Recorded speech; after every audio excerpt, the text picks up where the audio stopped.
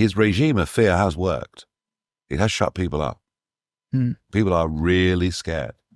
People that I've spoken to in and around Southport, relatives of those who've been involved in some way, are all too scared to speak in public. Yeah. So he was effective. Yeah. His reign of terror, as it were, was effective, but it won't last forever. Yeah. He says there's no such thing as two-tier policing. Even Priti Patel says there's no such thing as two-tier policing.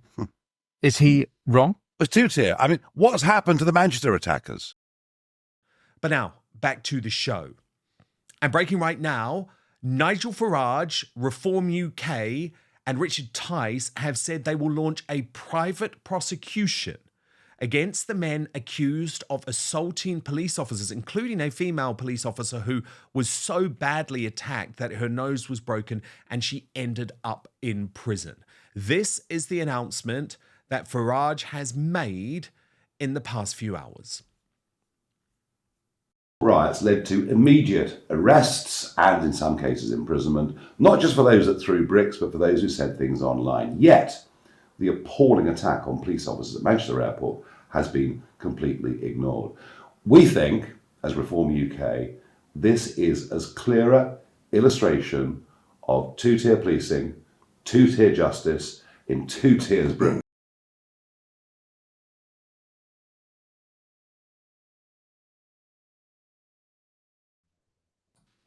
Rafe Heydel-Mankoo, Richard Tice then went on GB News to speak about his plans a little bit further. Watch this.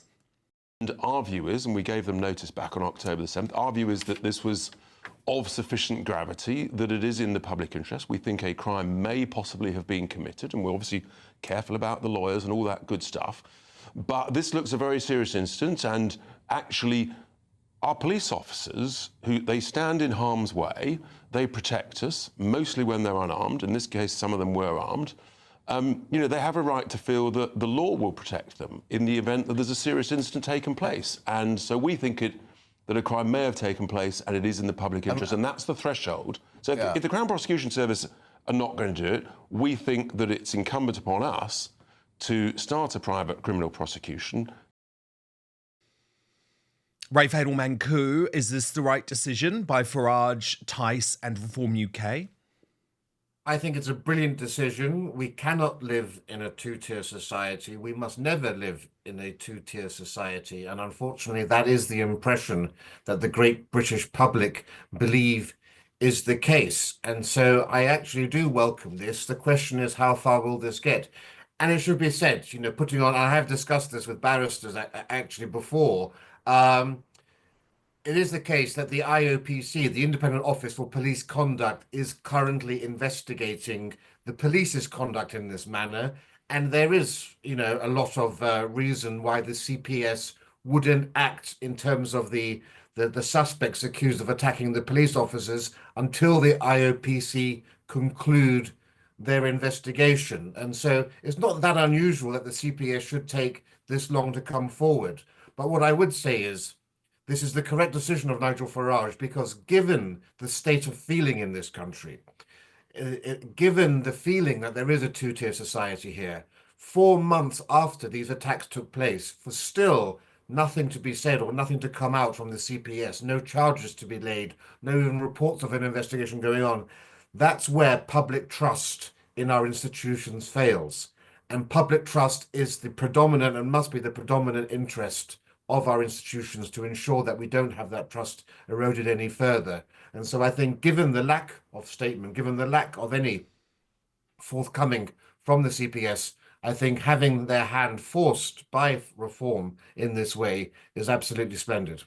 Absolutely, because the thing is, Rafe, we have seen that when there is political pressure, for example, with the so-called rioters or the people posting on Facebook or Twitter, to hell with process, to hell with any norms.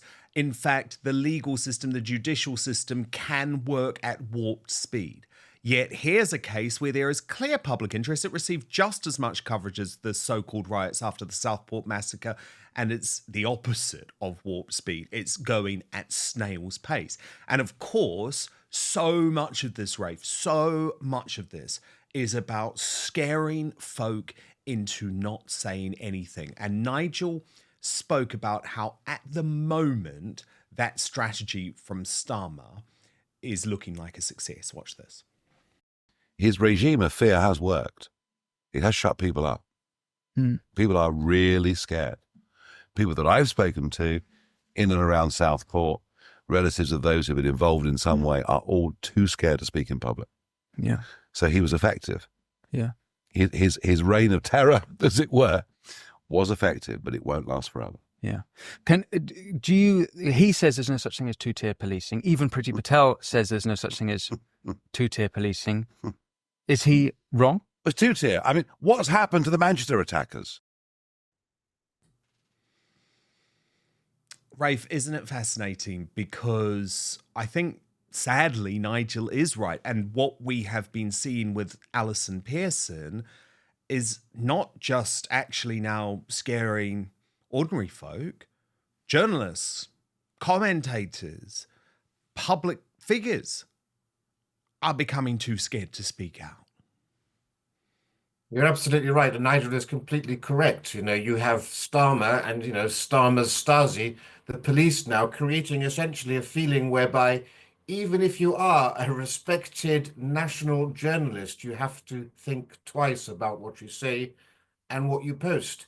And why is this? I mean, the reality is that, and there can be no more damning indictment of mass immigration and multiculturalism, that it can only be by silencing free speech and by suppressing our freedoms and restricting our freedoms that you can actually have mass immigration and multiculturalism, because that's ultimately what this boils down to. All of these attempts to suppress free speech come down to criticisms of the policies of multiculturalism and mass immigration, which lead, unfortunately, to increased incidents of the sorts that we're discussing today.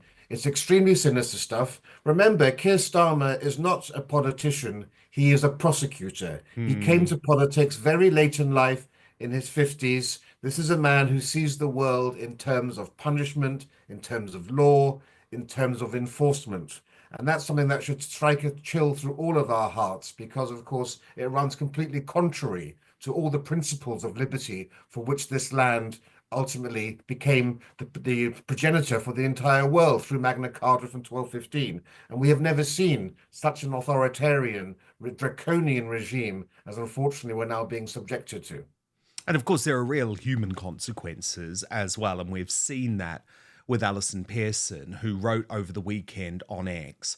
Lots of people told me they too have endured this Kafkaesque nightmare, but were too ashamed to tell family or friends. It can be very scary and isolating. People could take their own lives. And we've seen this weekend feminist figures like Julie Bindel talk about the fact that they got a call from the police. Joey Barton, I watched your brilliant interview on his podcast, Rafe, recently, and he wrote, I've been interviewed 3 separate times for over 2 hours per sitting about tweets I've made under the Malicious Communications Act. One was about a photo I posted and a joke I made.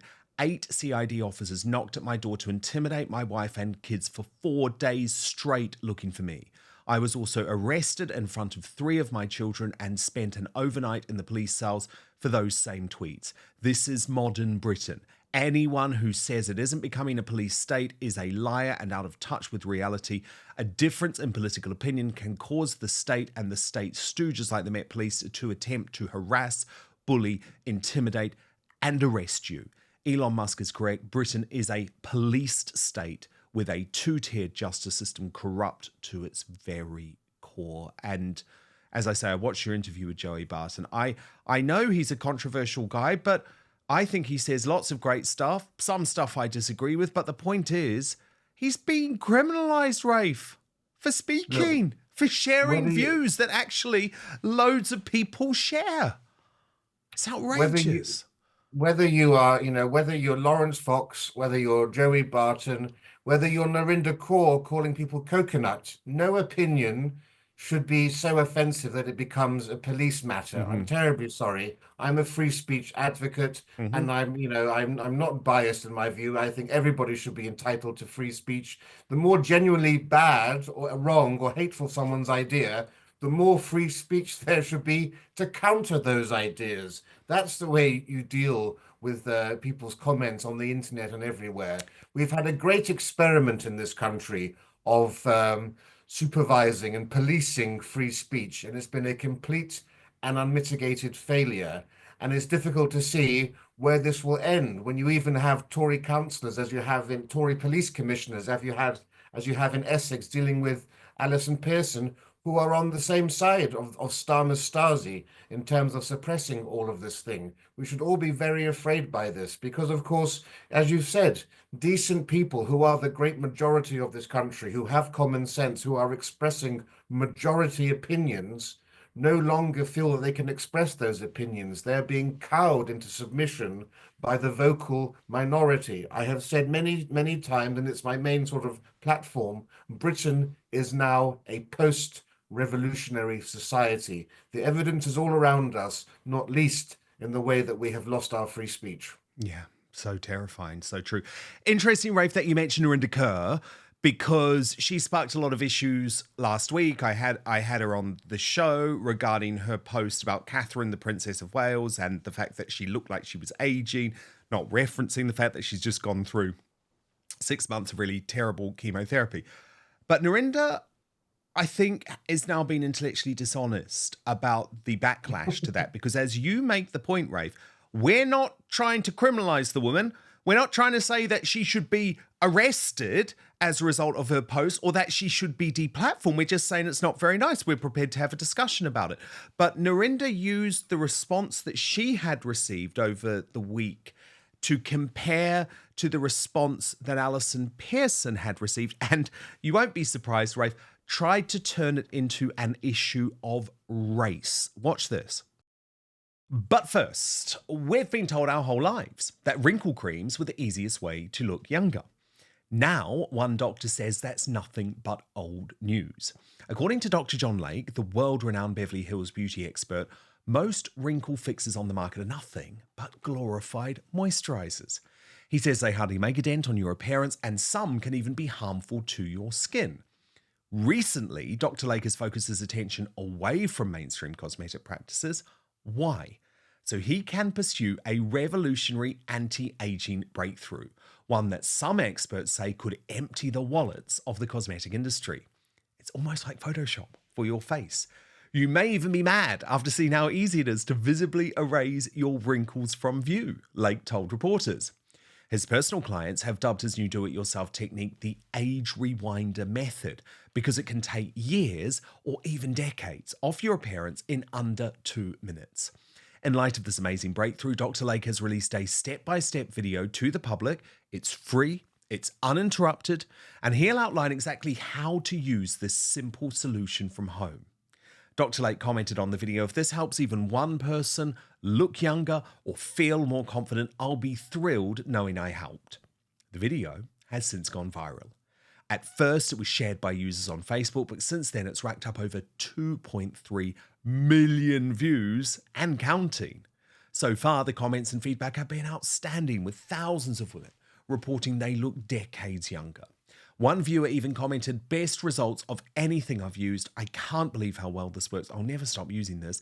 I don't understand how it works, but the results are great. Thank you." So you can find out more about this yourself right now. Go to bhmd1.com/outspoken or click in the description box below. So that's bhmd1.outspoken. Now, there is one thing Dr. Lake asked from his viewers. If you're watching this video and it helps you look and feel younger than you have in years, then please share this video with your friends and loved ones. Together, we have the power to help as many women reclaim as youthful a look as possible. So I'm just going to repeat the website address just so that I get it right. bhmd1.com/outspoken.